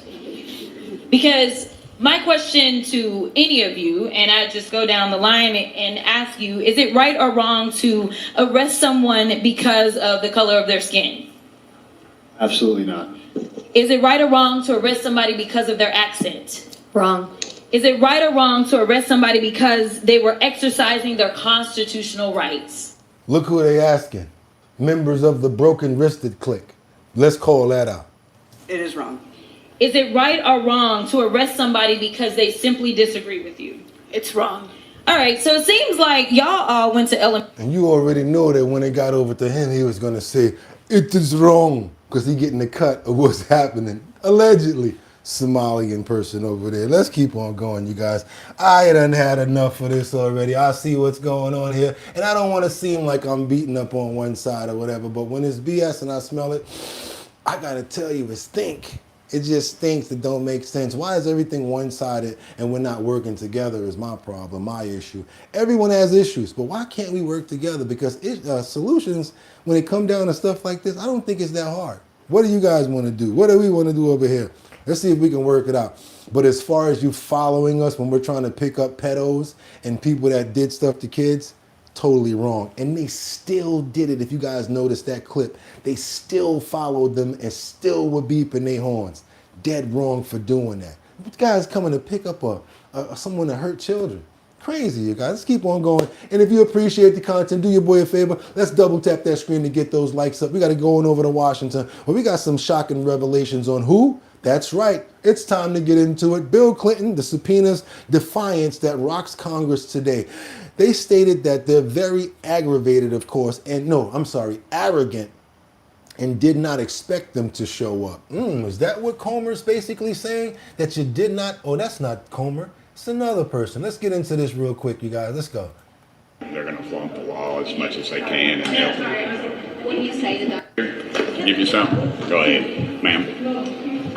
What do you expect to see out What's his of name, today? y'all? Are you actually expecting to Anybody know his name? Absolutely nothing. I think the Clintons have What's his a name, history y'all? of arrogance, and they're going to flaunt the law as much as they can. And What do you say to those who say this is just a political stunt and a sideshow? Are you genuinely wanting to ask the Clintons questions? absolutely. You look at Steve Bannon and who else was it? Navarro, who did not come in, and they were thrown in jail. But yet the Clintons seem to be able to flaunt that because of who they are, and that's not right, ma'am. If it was you or me, we'd be in jail. There are other witnesses, though, that you have recused from testifying. Why push the Clintons to come in? Well, this was agreed upon by the Democrats, if you remember. This is a bipartisan effort. So the Democrats agreed to this too as well. So I think that answers a lot of questions there. Anybody else? Ma'am, it's politics. They don't want to offend the Clintons. I get that. They're still, that's all they've got left as far as in their state. That's why they don't want to go pick them up and put them silver bracelets on them. Come on over here, Hillary. Watch your head. Have her in the back like this with Bill, looking at pizza shops and all of that, but they'll probably get right out. They're not going to keep no sitting president or no ex-president in those situations like that unless a lot of stuff starts to be peeled back off that onion, and that's probably why Bill is remaining hush-hush I mean, come on, bro. 17 times at the air, 17 times in the White House during the time that he was the president. 27 or 24 different flights to back and forth to his island as well as other places. And you're saying you know nothing about this man who's already been convicted as a exactly. Let's keep on moving forward, you guys, because now we got more. Members of Congress, remember when they said that they were going to put somebody into the DOJ as like what do they call it? An independent watchdog? Judge threw that out. They're not going to allow that either. So yes, I want to keep on with this story because there is stuff that's going on around it. But even though we're not getting the files, we're still getting some motion. Manhattan's top prosecutor says a judge does not have the authority to appoint a neutral expert to oversee the release of the Epstein files. In a filing to a judge, Congressman Ro Khanna and Thomas Massey double tap that say they screen, have get those urgent likes up. and I grave really concerns appreciate it. about the slow release of only a small number of more than 2 million documents in the Epstein files. They also said they believe, quote, criminal violations have taken place in the release process. But U.S. Attorney Jay Clayton said the congressmen do not have standing with the court to appoint a neutral expert. The Justice Department, that is, has said that the files release was slowed down by redactions required to protect the identities of abuse victims. It's almost 3 weeks though, man. You serious? Y'all could have put that in Chat GPT and let Chat GPT do those the redactions. Come on, man. Stop it. If you think you're going to make a profit. You guys, do you think that they're purposely holding back the information from the Jeffrey Epstein files? If you think so, I want to see a thumbs up. If you really think that they're doing this on purpose, holding back the information for the Jeffrey Epstein files, I'd like to see a thumbs up. If you do not think it's something that has to do with on purpose doing it, I would like to see thumbs down. That means that, no, it's just probably what they're saying with the redactions. It is a lot of paperwork. Basically believe what they're saying. But if you do think that they're being slow, give me a thumbs up. I want to see what you guys are thinking about this situation. I got a feeling that I got, kind of a good, feel the same way as all of you. They're doing it on purpose. Yep, same thing. Just nobody really wants to say anything about it. People are being really hush-hush. Why is that, though? Let's keep on moving forward, you guys, to Royal Lodge. Because just who got the boot? Get your ass.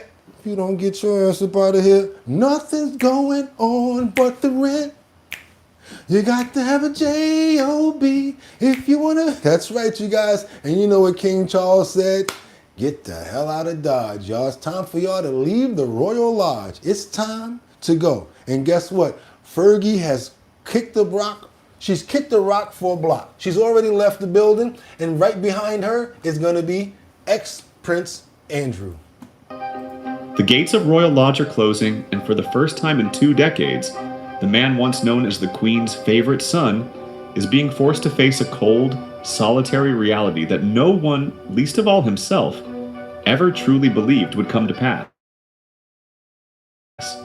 Prince Andrew and Sarah Ferguson, the happiest divorced couple in the world. You talking about a fall from grace, disgrace, stripped of everything? I'm surprised he's still around. Are finally being torn apart by a scandal so profound and a royal decree so firm that even their unbreakable bond has reached its breaking point. Hello, dear viewers, and thank you for joining us today for this deep dive into the shifting sands of the British monarchy. Before we unravel the layers of this royal drama, please take a moment to subscribe to our channel. Yeah, you could do that. And hit the notification bell so you never miss an update on the stories that shape our world. Yeah, y'all could do that. The news that has sent shockwaves through the corridors of Windsor and beyond is not just about a change of address, it is about the end of an era. For nearly 20 years, Andrew and Fergie defied every convention of royal divorce. They shared a roof, they shared a life, and they shared the upbringing of their daughters, Princesses Beatrice and Eugenie, all within the sprawling, 30-room sanctuary of Royal Lodge. No rent, free. But as we stand in the early weeks of this year, that sanctuary is being dismantled.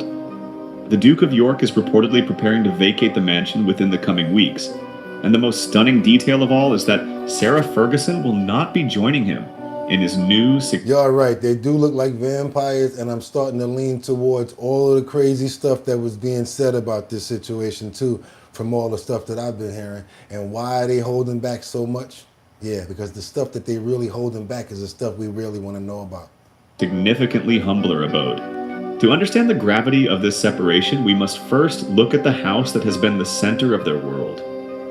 Royal Lodge is not merely a residence. It is a symbol of royal history and prestige.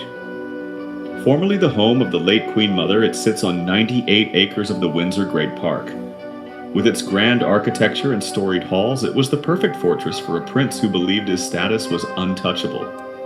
However, the shadow of Andrew's association with Jeffrey Epstein has grown too long to ignore. Following the stripping of his military titles and royal patronages, and his subsequent withdrawal from public duties, the pressure from King Charles III to slim down the monarchy has finally focused its full weight on Andrew's living arrangements. The Duke and Duchess were ordered to vacate the mansion some time ago, but the timeline has suddenly accelerated. According to sources close to the family, Andrew has finally accepted the inevitable. One friend recently disclosed that the Duke has decided he needs to get on with his life and start afresh. This fresh start, however, looks remarkably different from the life he has known. By the end of this month, or at least before his birthday in February, Andrew is expected to move to Marsh Farm on the Sandringham estate in Norfolk. So they basically going to pay him to get up out of there because they actually use that property. And if he's not going to be at that new one that they just announced right there, the king is planning on giving him somewhere else to stay. I mean, it is his brother. What do you guys think? Should he still look out? But the only thing is this. King Charles is under the weather right now. Let me just say it like that. And William and the rest of the princes, and when William becomes king, if that's the right person, I'm just making sure, when he becomes king, he doesn't want to have anything to do with his uncle. Let's keep on moving forward, you guys. Not William, it's, is it William or is it, I forgot, not William. It's not the one that's with Meghan, it's the other brother. Let's keep on moving forward, you guys, because they're saying that he got away with murder for a long time. He's been evicted out the Royal Lodge, and that's it. Let's get on over to Philadelphia real quick, you guys. Let's get this man who's been charged with the R word of an old lady. She was 94 years old. Now, if this person don't deserve wood chipper, and this is the reverse of what we normally see. We normally see somebody doing something like this to a child. Something like this is unheard of. Senior living community. Our Chris O'Connell has the details.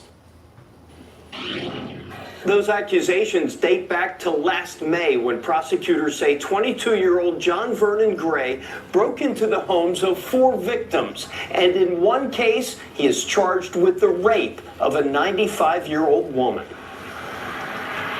It's just terrible. This is such a nice, small, tight-knit community.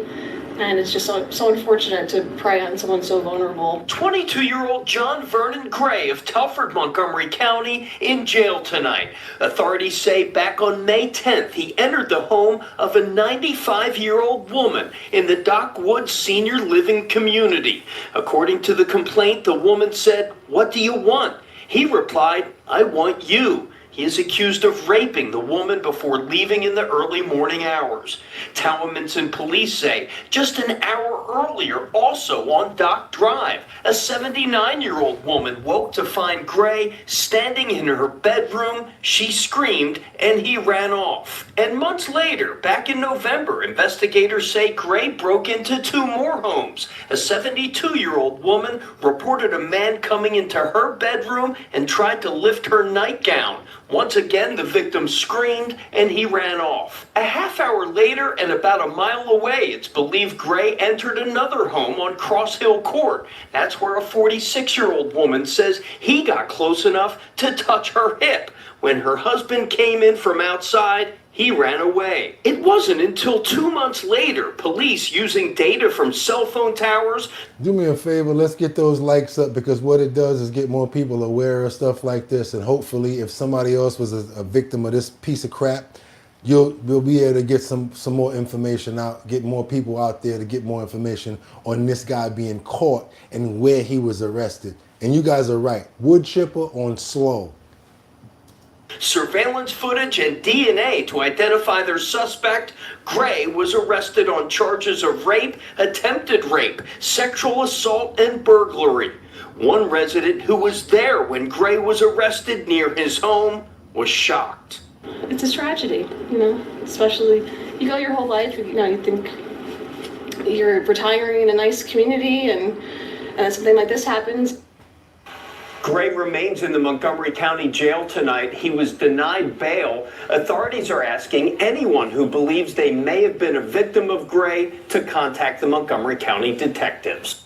Imagine Montgomery County, you guys, Montgomery County. If anybody have heard of any family members, or if you got any elderly family members out there, yeah, you might want to give us some calls, or, you know, make sure that you check in on your people, because they definitely need us to watch out for them. We want to pray for every single victim that got affected by this tragedy. Hopefully they'll be able to get over this. This is a great grandmother, somebody's family member that got affected by this terrible, tragic stuff. Can't say these words, and I don't want to, but I'm so glad that he was caught, and I want to pray for all of the victims. Amen. What the hell was wrong with him? Woo! Oh boy, let's keep on moving forward, you guys. Let's get on over to Bangkok. We got this lady where, oh, she just pulls out and just starts whop, whop, whop, whop, whop. You get a stills nap. You get a stills nap. You get a stills nap.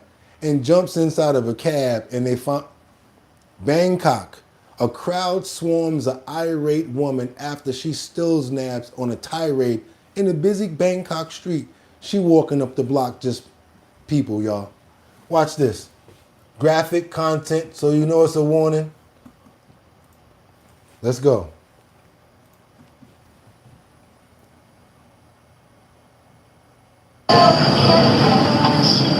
Oh, hell no. He using his meta glasses outside, and he's recording, but he recorded this lady as she starts to, yeah.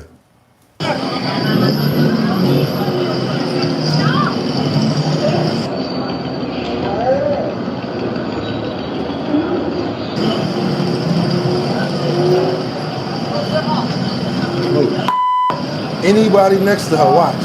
Anybody.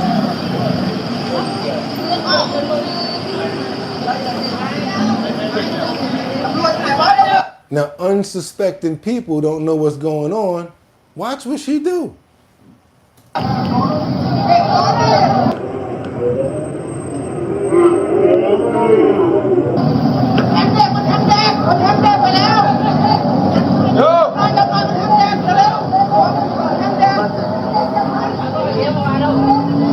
Watch the dude right here, the guy right here. She about to catch him. Watch this. She gonna catch this dude right here.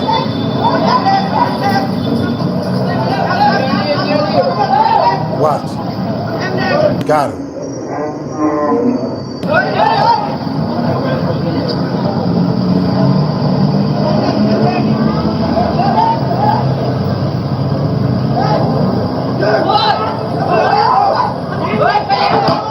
So they're like, yo, get that chick out your cab, especially if she behind you. She's been poking people. You know what I'm saying?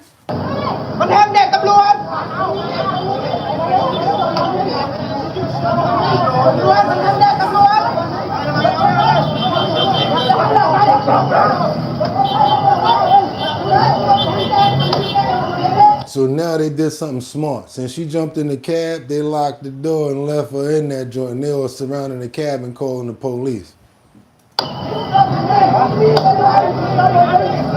And that's her hitting the window.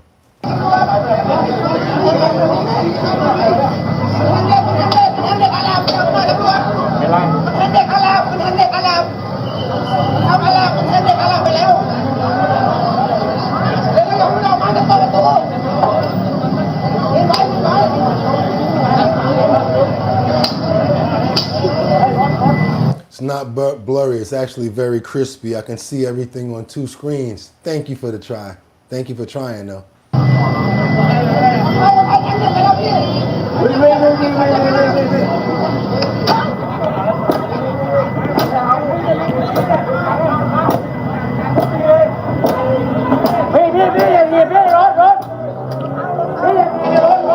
Unless you're talking about the focus in and out when it comes down to the settling of those meta glasses, you can't expect them to be able to do but so much. They're only like a couple of gigs, you know?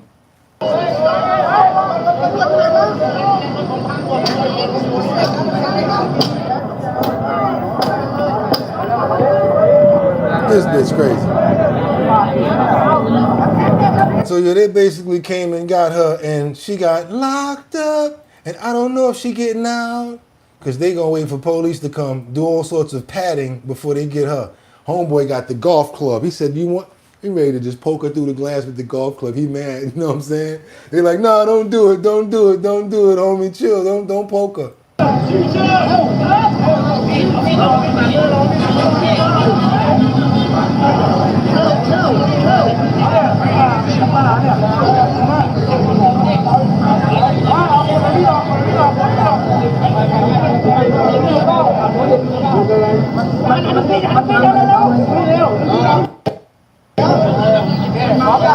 As you can see, they all on her. They got her down. They probably got the weapon from her and everything. But yeah, y'all, Bangkok. It's going crazy all around the world. That's why I like to show you guys content from every different location, because you never know where it's going to go down at. Do your boy a favor and double tap that screen to get those likes up. Now, we got to get on over to Sweden. We got a follow-up story. That's right. You remember that story about the roof. The roof was on fire.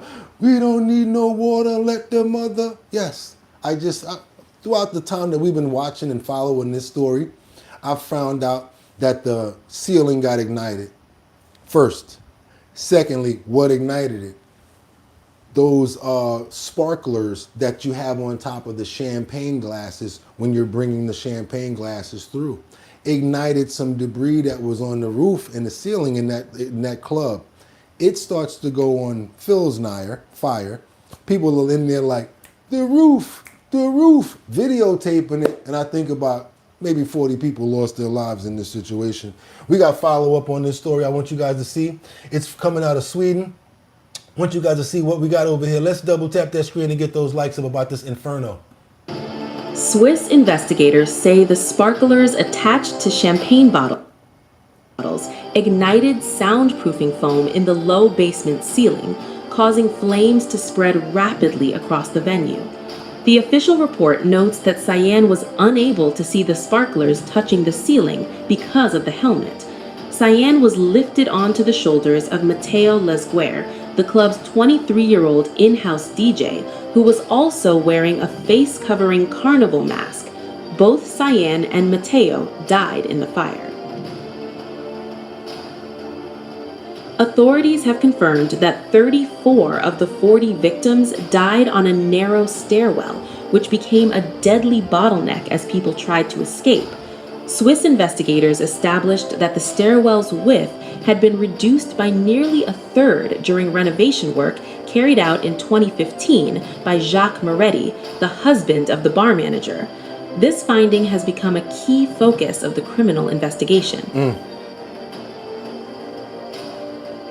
Jessica Moretti, 40, is now under formal investigation for multiple alleged crimes, including manslaughter by negligence. She is currently out on bail, wearing an electronic ankle tag, and required to report regularly to police. So she's the manager. She tells one of the barmaids, when you go do the normal celebration that you do when you do the light, or when you do the champagne glass, wear a helmet, a motorcycle helmet, because it symbolizes something. She says that she couldn't see because the helmet was in her way. Keep on moving forward. That's what happened. Why the fire ignited. According to Swiss judicial authorities, her passport has been confiscated due to concerns that she and her husband are a potential flight risk. Jessica Moretti has acknowledged that the helmet was part of a recurring champagne serving stunt, telling investigators that such helmets were supplied by Dom Perignon and used occasionally by staff. So they getting sued. I guarantee you're going to hear a lawsuit go to Dom Perignon. Y'all about to get sued for this. Probably. Allegedly. Let's go. However, Sophie Hani, the lawyer representing Cyan's family, told Swiss authorities that Cyan had no safety training, was never warned about the ceiling's flammable material, and was not even supposed to be serving tables that night. According to Hani's statements to investigators, Cyan was instructed by Jessica Moretti to go down to the basement to assist colleagues due to a surge in champagne orders. Yeah, y'all sent them down there. Next thing you know, that situation happened right there. We've been following that story the entire time. Definitely want you guys to see that. Let's keep on moving, because guess what? It ain't over. Thought you ain't like the beat. Groove me? Ow. Oh. Baby, do your boy a favor, double tap that screen to get those likes up. If you have not subscribed to the channel, please do so. Become a member. Hit that notification bell down there so that you know we're on. It's Bottom Line, you guys. Let's get into it. Our Bottom Line. We got, who's this? Kirsten Cinema? I love stories like this, because sometimes it's good for the person that got their heart broken. We got a situation where a lawsuit accuses a former senator of having an affair with a married bodyguard. Do you guys know that in some states you can sue somebody for stealing your husband or your wife? Check this out, you guys. You talking about payback. Let's go for it.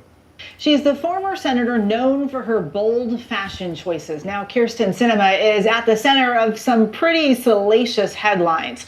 Her bodyguard's ex-wife is accusing Sinema of having an affair with her husband. Jim Murray has the jaw-dropping details. Former U.S. Senator Kirsten Sinema is facing accusations that she had a torrid affair with her married bodyguard. Everyone falls in love sometime. You heard it. You know how that goes. The bodyguard. My hero. You just stopped that girl from punching me in my face. Thank you so much. You know what I'm saying? After a while, they're going to start looking at the bodyguard. You know what I'm saying? Bodyguard's wife is suing the flamboyant senator for alienation of affection under the so-called homewrecker law. The bodyguard was identified as Matthew Amell, a ruggedly handsome 39-year-old former Green Beret who was hot. Ruggedly what, fool? Nigga, please. You see this fool ain't got no hair in the middle. James Diddle, cat in the fiddle. This fool here ain't got no hair in the middle. Talking about handsome, where? And I ain't on no BS. If a person looks good, whether male or female, I'd be like, yo, bro, you wearing that outfit. You look, you know what I'm saying? Because I like people to give it up to me.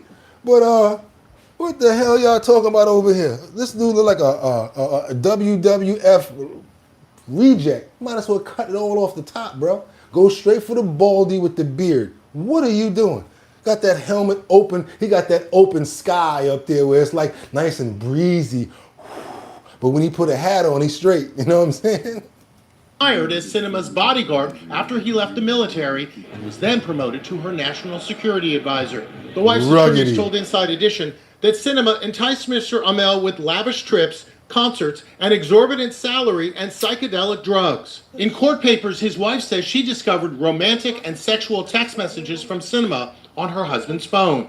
She says Sinema wrote, "I miss you. Putting my hand on your heart. I'll see you soon." His furious wife says she texted right back, "Are you having an affair with my husband?" Now you know they cleaned that up. She was like, "Bitches, you having an affair with my husband? Where you at? I'm coming over there right now." Matthew Amell is a retired U.S. Army Green Beret. Last year, Sinema and Amell shared a stage at a food security forum at Arizona State University. The bodyguard and his now estranged wife have 3 children. According to the lawsuit, he moved out of the house last September, waiting for him outside as he packed his bags. Former Senator Kirsten Sinema. Sinema was a controversial figure when she served as a Democratic senator from Arizona. She was known for her eye-catching outfits and sided with Republicans on key issues before becoming an independent. Saturday Night Live lampooned her. Because I didn't come to Congress to make friends. And so far, mission accomplished. Oh my God. Oh man, no, I'm doing it. I'm going all the way with this one because they said it. They did it. Romance between high-powered leaders and their bodyguards is an occupational hazard. It was the theme of the hit Netflix series Bodyguard. In the movie starring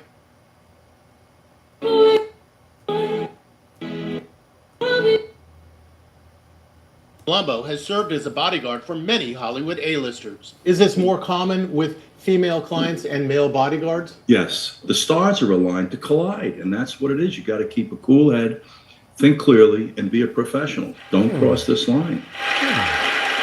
After serving one term in the Senate, Sinema chose not to run for re-election. We reached out to her for comment, but did not hear back.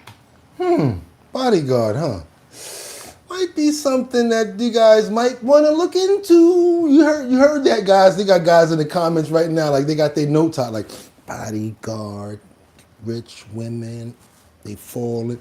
Oh, how y'all doing out there in YouTube land? Don't worry about it. Y'all know what's going on.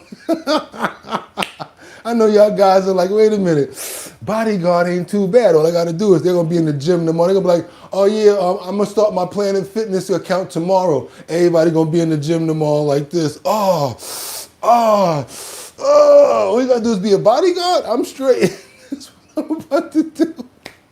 Y'all do your boy a favor and double tap that screen to get those likes up, because we gotta get on over to Texas.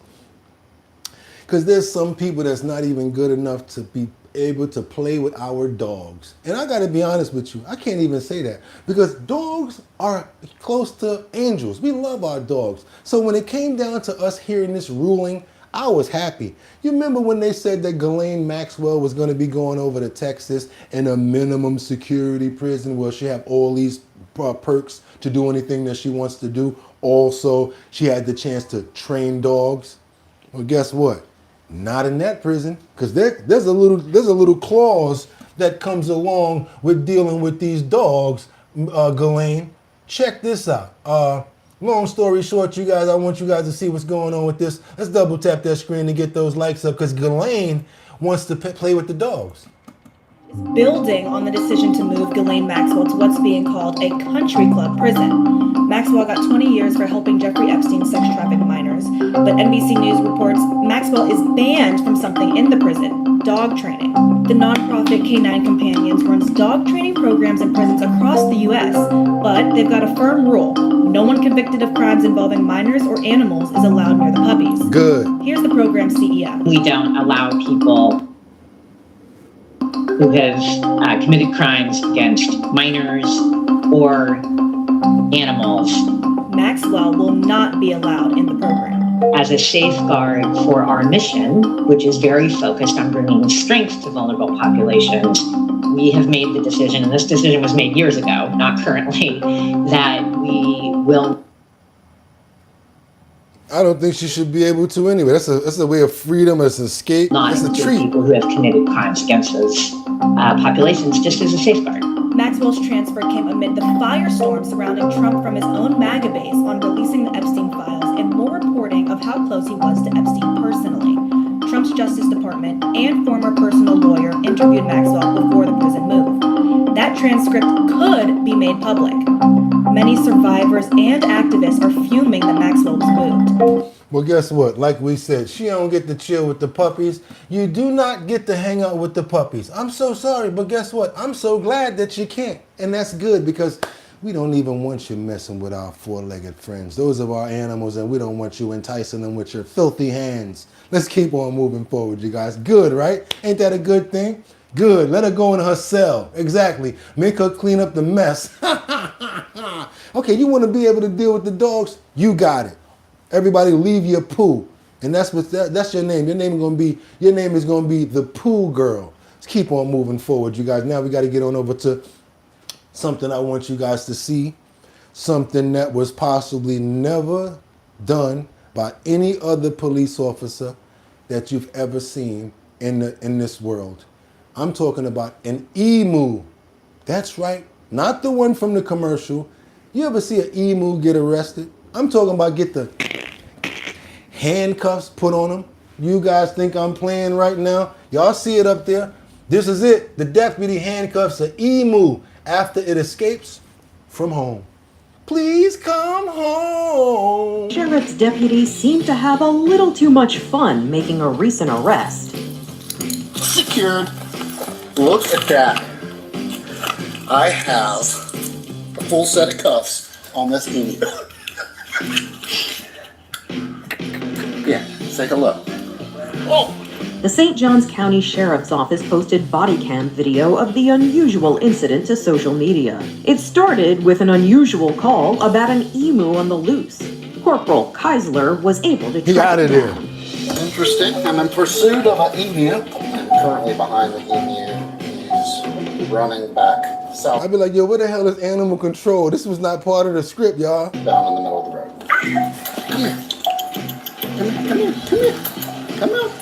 After tailing the bird, the corporal was able to corner it in a wooded area. But then he wasn't sure how to handle the situation. I'll be honest with you, I've never handcuffed an emu before, but they'll fit around his legs, and that'll keep him from kicking. Using handcuffs and a lasso, the corporal was able to stop the emu in its tracks. Secured. Look at that. I have a full set of cuffs on this emu. He had to laugh himself. He had to laugh. This emu seemed pretty cool, y'all. Double tap that screen to get those likes up, because that right there was hilarious, y'all. Y'all cannot tell me that that wasn't funny. That was crazy right there. Let's double tap that screen to get those likes up, because now one of our friends, someone that we know. That's right, you guys. Dun, dun, dun, dun, dun, dun, dun, dun. It's a bird. It's a plane. It's Supernova. That's right. Journey to Recovery. This week, we're going to be showing you guys another episode, another clip from our buddy, Nova, fighting for those back legs to get moving. Shout out to Lynn and Nova. Hope you guys keep on going forward. Your determination and your love is unprecedented. On September 17th, our lives changed forever. Before that day, I never imagined how quickly everything could shift. One moment, we were living our normal routine, and the next, we were living a word we had never wanted to know, IVDD. It changed how we moved through our days, our schedule, our priorities, even how we measured progress. Suddenly, the smallest things mattered more than ever. A tail wag, a paw placed correctly, a moment of strength that most people would overlook. There were days filled with fear, questions, and exhaustion. Days where watching him struggle felt like a pain I couldn't explain. Days where I wondered if I was doing enough or doing it right. But even when it looked like nothing was changing, something was. Healing was happening quietly in ways you can't always see, but you can learn to feel. IVDD didn't just change his life, it changed mine. It taught me patience I didn't know I had, strength I didn't know I'd need, and a deeper understanding of what love really looks like. I want y'all to look at that face right there, yo, because that's what I love this dog like he mine. And she said that the day that she said that she couldn't believe how we stepped up and helped her out, she was like, I had to realize that Nova's not just my dog anymore. He's all of our dog. You see how handsome this dog is right here? Go on, Nova. Do your thing, boy. Shout out to Supernova. I say right now when I declare it, he will be walking on all fours by spring. This journey isn't easy, but we're still here, still trying, and still hopeful. There you go, boy. That's how you do it. Don't ever stop. He don't know how to quit. I never seen no parent, no mother like her that got that sort of enthusiasm, that undying, unconditional love.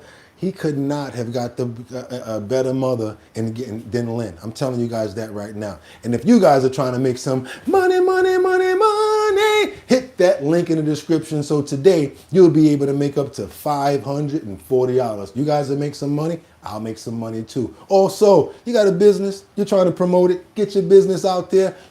All you got to do is send over your promos to us. It has to be in a 1080 by 1080 size frame in order to fit in the post notification area. Trust me, I tried to put pictures up there and it would not fit. Part of the picture, part of the text. So you got to put it in 1080 by 1080. Also, would rather make sure that you guys are subscribed and also a member of the channel, because we love to make sure that we use our platform at our bottom line for all of us to get promo off of and anything that's going to be able to benefit us. Animals, people that are going through it, we all got your back over here, and this is our bottom line. It's not my show. I'm the host. You guys are the co-hosts, and I couldn't do it without you. You know how that go. Also, you guys know what's coming up, right? And you know every time I tell you we doing it, we doing it. So yes, we got the Show Your Talent search by Big Drip Hard Punch. That's right, the Show Your Talent search, where it's going to be at Manhattan, Bronx, Brooklyn, Queens, and Staten Island for the new year. We got new locations opening up where you guys are going to be able to come through and show us your talent. And if we like it,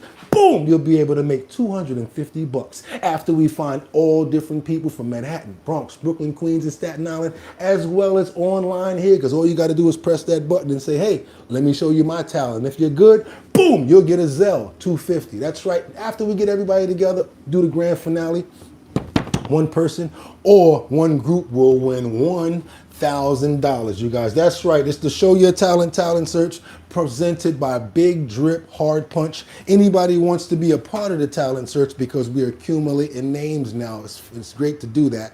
Also, make sure that you're chiming in. But if you want to know when the talent show is coming up, you got to go to the website, www.drinkbigdrip.com.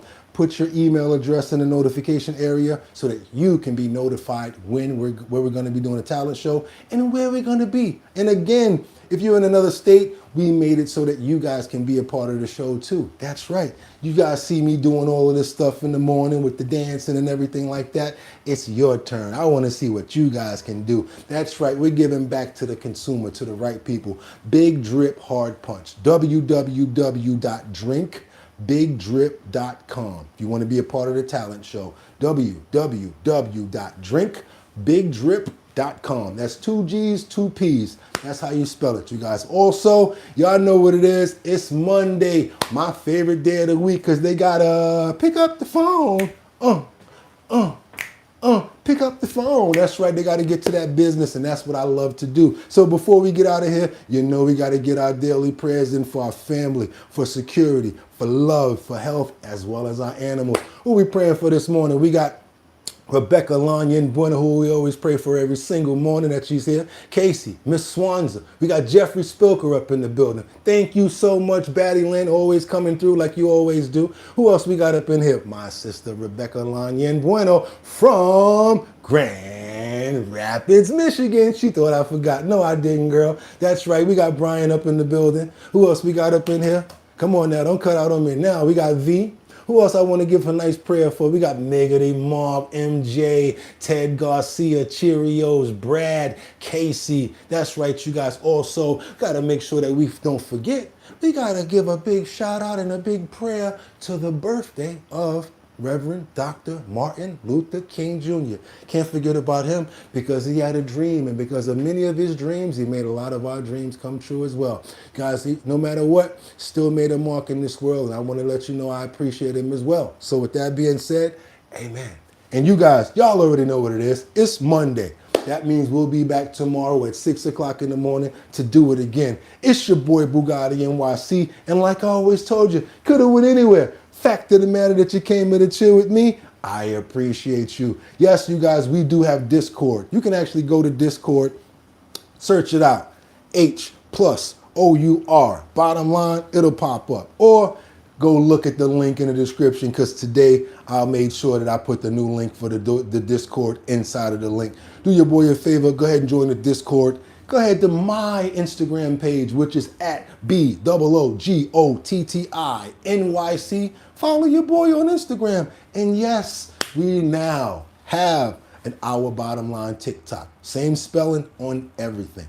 Our Bottom Line. H+OUR. Can't wait to see you guys tomorrow for 6 o'clock to do it all over again. And like I always tell you, could have went anywhere. Fact of the matter that you came in to chill with me, I appreciate you. So till tomorrow, 6 a.m., get 'em. Peace.